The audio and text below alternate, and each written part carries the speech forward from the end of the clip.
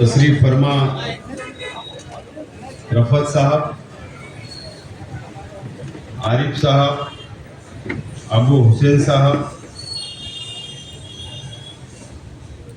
सलीम पटेल साहब, अबू लाला साहब, पप्पू भाई, क्या नाम है, पप्पू कलानी साहब, जकरिया साहब,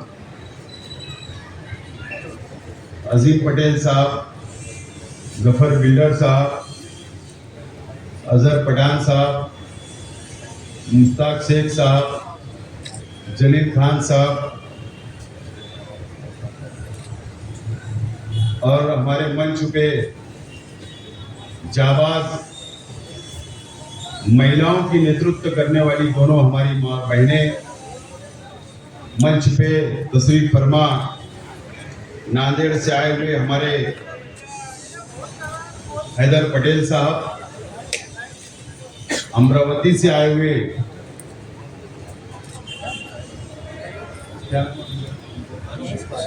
शेख फारूक साहब, नासिर बिल्डर साहब, मालेगांव शहर से आए हुए हमारे शहर अध्यक्ष इजाज उमर साहब, धुलिया से आए हुए हमारे शहर अध्यक्ष वसीम अकरम साहब, मंच पे तशरीफ फरमा औरंगाबाद शहर व जिले के इस्लाम पार्टी के तमाम जिम्मेदारान, कोर कमेटी के तमाम जिम्मेदारान, मेरे सामने तशरीफ फरमा नौजवान साथी, बुजुर्ग हजरात, दोस्तों और साथियों, सबसे पहले मैं औरंगाबाद शहर और जिले के हमारी कोर कमेटी के जिम्मेदारान को और हमारी युवा बॉडी का मैं शुक्रिया अदा करता हूं इस्लाम पार्टी की जानिब से कि आप लोगों ने मेहनत की और प्रोग्राम को कामयाब किया। मैं आपका बहुत बहुत शुक्रिया अदा करता हूं।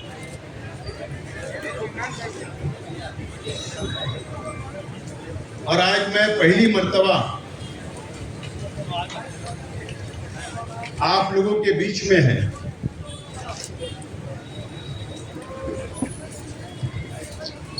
मेरी बात को रख रहा हूं और आपके सामने स्क्रीन भी लगी हुई।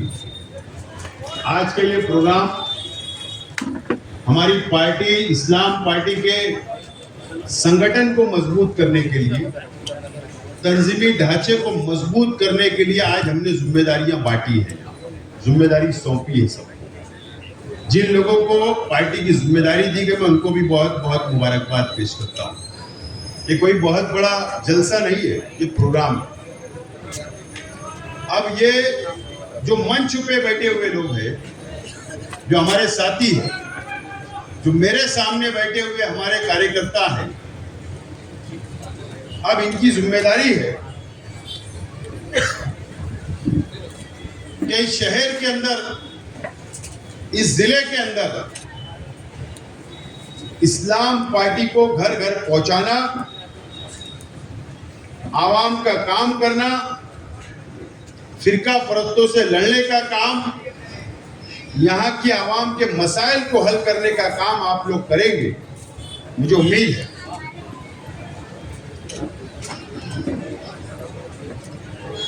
और आपको लड़ना भी है और जीतना भी है।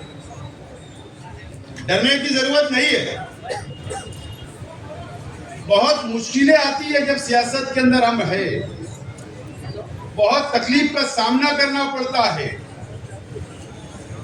डिपार्टमेंट का सामना करना पड़ता है, क्योंकि हमारे मुखालिफ ये चाहेंगे कि इस्लाम पार्टी औरंगाबाद शहर के अंदर बढ़ ना पाए, मजबूत ना हो पाए। इसके लिए पूरी ताकत लगाने का काम किया जाएगा। और हमारी जो मध्य मुकाबले पार्टी है, ये शिवसेना और भारतीय जनता पार्टी से मिलकर आप लोगों को रोकने का काम भी करेगी। तो इसलिए आपको डरना नहीं है, लड़ना है। ताकत से लड़ना है और लड़कर ये शहर को जीतना है। ये शहर की आवाम के दिलों के अंदर हमको जगह बनाने का काम करना है और इस्लाम पार्टी आपके साथ मजबूती के साथ खड़े रहेगी। मैं आपको इस बात का यकीन दिलाता हूं। एक नांदेड़ शहर हैदर पटेल साहब है जो एमआईएम के अंदर पहले काम किया करते थे, वहां से एमआईएम पार्टी की एंट्री महाराष्ट्र में हुई और आपके शहर औरंगाबाद के अंदर आई।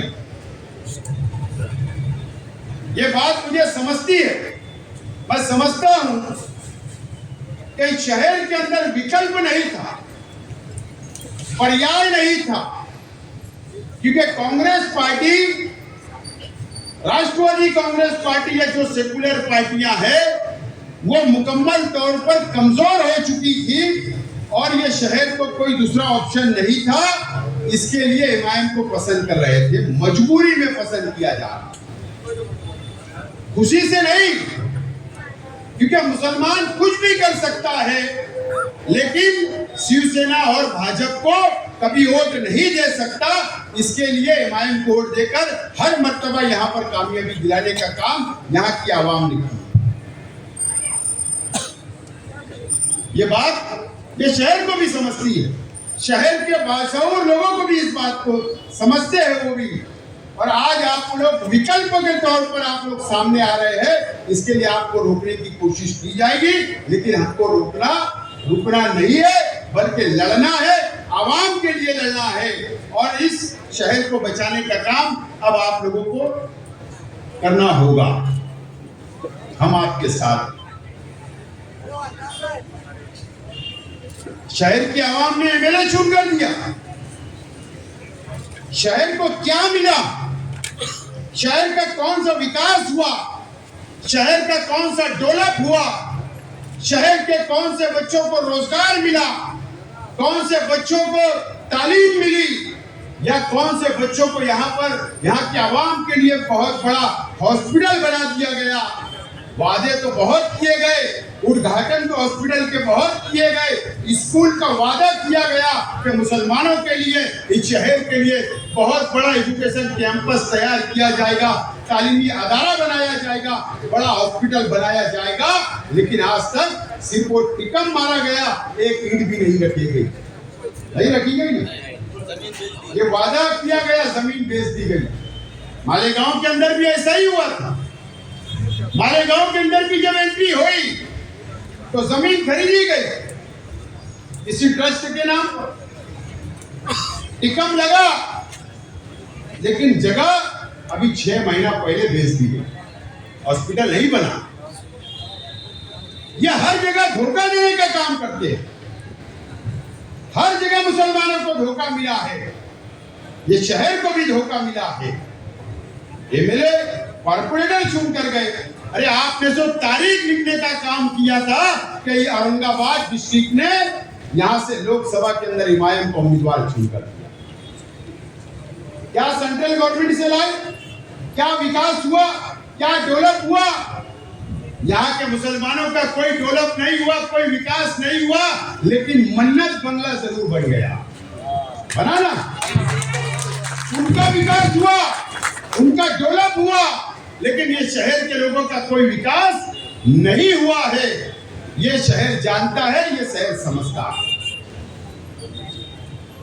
और ये शहर महसूस कर रहा है और ये शहर इंतजार कर रहा है अब कोई चुनाव आ जाए, कोई इलेक्शन आ जाए। ये बात मैंने महसूस किया क्योंकि औरंगाबाद और मालेगांव का ताल्लुक बहुत गहरा है। जब यहाँ के लोग आते हैं तो जरूर ये बात का जिक्र करते हैं, जरूर जिक्र किया जाता है।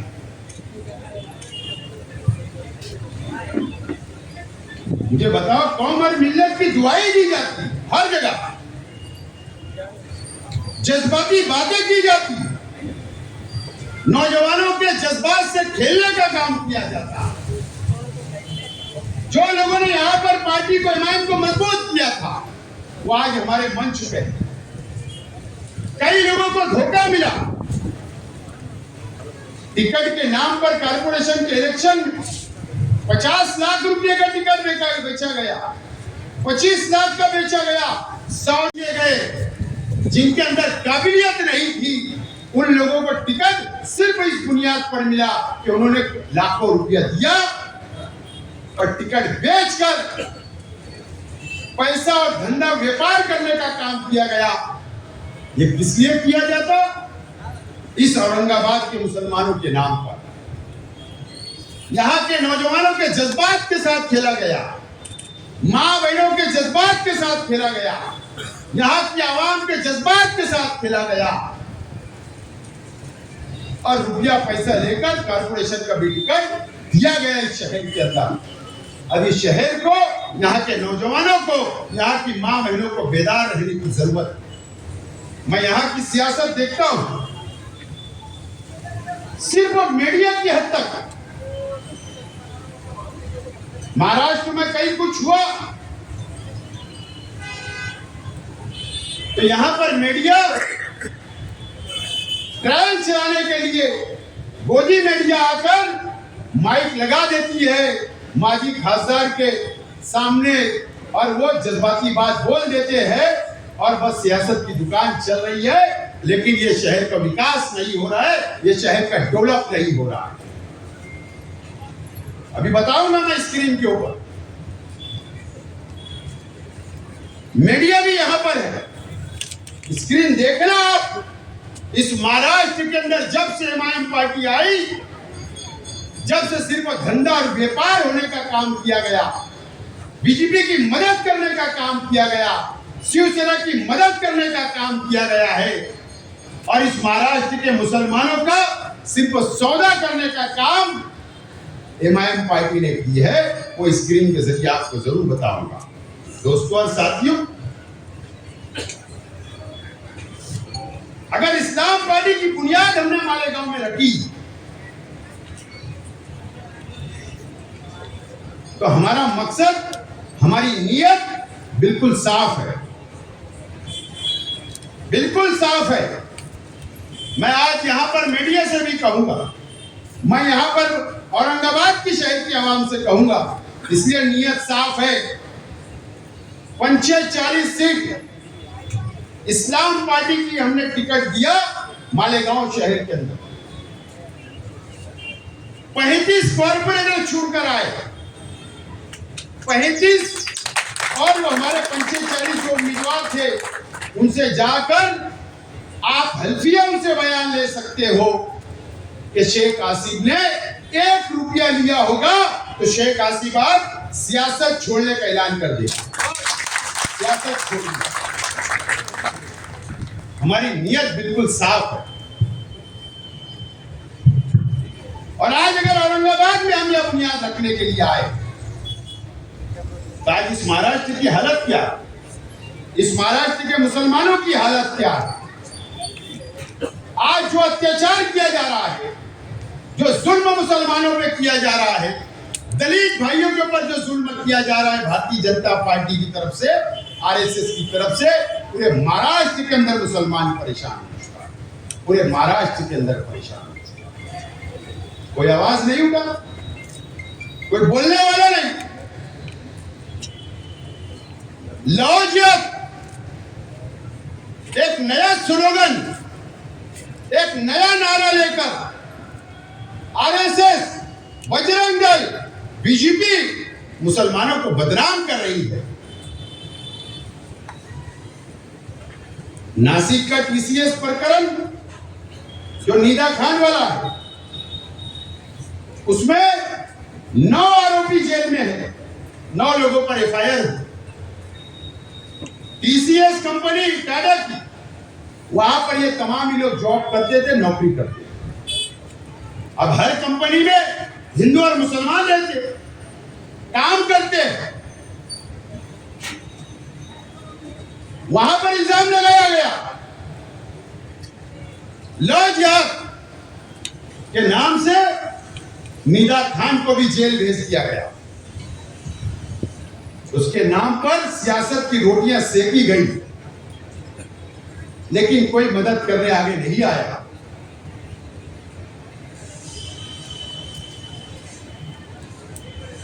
दानिश नाम का जो लड़का, जो मेन आरोपी है, तो संगमनेर का है, उसके परिवार मेरे पास आया, उसके परिवार को और बाकी लोगों के परिवार को लेकर नासिक के सीपी साहब से मैंने टाइम लिया, जो एसआईटी बना दी गई। एसआईटी सीपी साहब के साथ हमने उनकी मीटिंग करवाई पूरे परिवार की, मैं खुद मौजूद था और हमने बात की कि मीडिया ट्रायल शुरू है मुसलमानों के खिलाफ, सरकार का दबाव आप पर है, बीजेपी का दबाव है, आरएसएस का दबाव है, उनको फंसाया गया है, जानबूझकर फंसाने का काम सरकार ने की। मैंने उनसे कहा कि आपने नहीं, आप पर दबाव होगा। जाके हमने मीटिंग की। अभी मैं औरंगाबाद आया तो मैं नासिक से चला रहा हूं, वकील लेकर मैं आज खुद सेशन कोर्ट के अंदर 2 घंटा मौजूद था। जमानत की अर्जी के ऊपर हेयरिंग हुई, आर्गुमेंट हुआ, बहस हुई। आज हमने बहस मुकम्मल की। अब 19 तारीख को सरकारी वकील बहस करेगा, उसके बाद फैसला आएगा। हम उनकी मदद के लिए खड़े रहे वहां पर। हमने ये नहीं देखा कौन आवाज उठाएगा। नासिक के लोग उनके परिवार के बाजू में नहीं खड़े रहे, इतना डर और खौफ है वहां। किसी की मां दौड़ रही है, किसी का बाप दौड़ रहा है, किसी का भाई दौड़ रहा है। इतना डर और खौफ वहां पर हो गया। हम जाकर वहां पर खड़े रहे। मैं इसलिए खड़ा रह रहा हूं कि उस प्रकरण के अंदर बीजेपी, आरएसएस, बजरंग दल की तरह उन लोगों ने खड़ा रहकर फिरियाद दर्ज करवाई है। इस मामले को बढ़ाने का काम उन्होंने किया। इसलिए कोर्ट में खड़ा रह रहा हूं कि उनके बाल को भी कोई धक्का नहीं लगा सकता।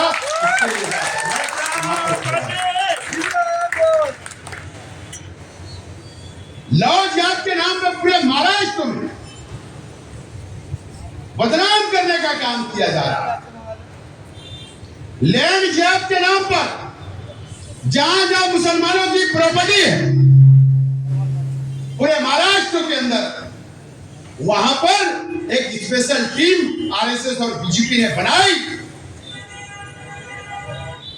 और वहां पर अगर हमने किसी हिंदू भाई से किसी मुसलमान ने सौदा किया और अगर उनका डिस्प्यूट हो गया, कोर्ट मैटर हो गया, उसी प्रकरण को लैंड जिहाद नाम दिया जा रहा है और उनको परेशान करने का काम और एसआईटी बनाने का काम भारतीय जनता पार्टी इस महाराष्ट्र के अंदर कर रही है। कौन आवाज उठाए, कौन खड़ा रहेगा, ये सवाल इस महाराष्ट्र के मुसलमानों के सामने है। गौवंश के नाम पर अभी बकरीद का त्योहार गया, इस औरंगाबाद के अंदर भी बहुत जुल्म किया गया।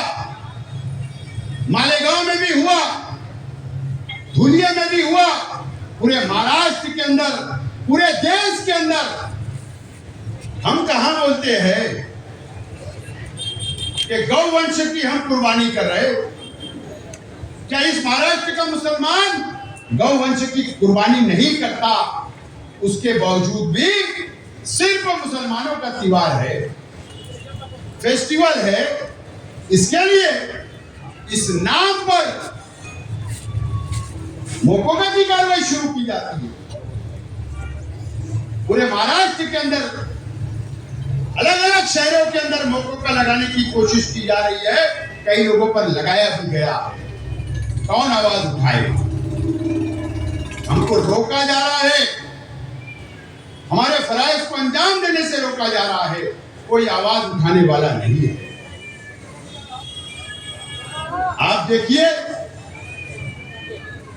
मॉब लिंचिंग हुई, जलगांव डिस्ट्रिक्ट में हुई, 40 गांव में हुई, कभी ट्रेन के अंदर होती है। हर जगह दाढ़ी वाले, टोपी वाले नजर आते हैं तो 8-10 लोग मिलकर उनको मॉब लिंचिंग के नाम पर मारते हैं, मॉब लिंचिंग करते हैं, उनके साथ उनको जख्मी करते हैं, कत्ल कर देते हैं। कोई आवाज उठाने वाला नहीं है। कौन आवाज उठाएगा? ये सवाल